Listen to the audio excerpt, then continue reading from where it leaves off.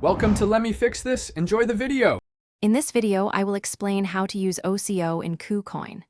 An OCO, or one cancels the other, order is a powerful tool that combines two distinct order types, a limit order and a stop limit order.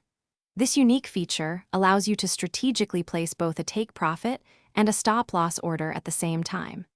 The key benefit is that if one of these orders is successfully executed, the other is automatically canceled, helping you manage risk and secure potential gains efficiently.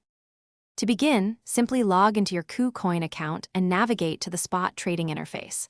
Once there, select the specific cryptocurrency pair you wish to trade, for example, Bitcoin versus Tether. On the order panel, you'll find various order types.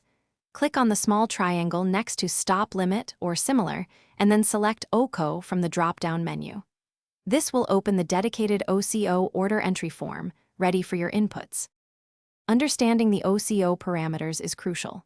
The price field is for your take profit limit, where you aim to sell for a gain, perhaps at 22,000 USD. The stop price acts as a trigger for your stop loss, for instance, at 19,700 USD.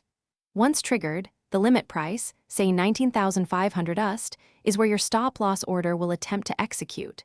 Finally, the amount specifies how much of the asset you wish to trade, like 100% of your holdings.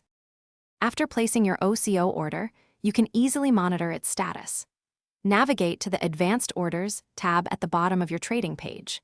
Here, you'll see both components of your OCO order listed.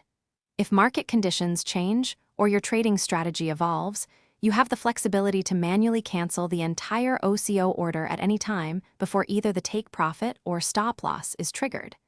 This ensures you maintain full control over your trades. Thanks for watching. If you found this helpful, don't forget to like and subscribe.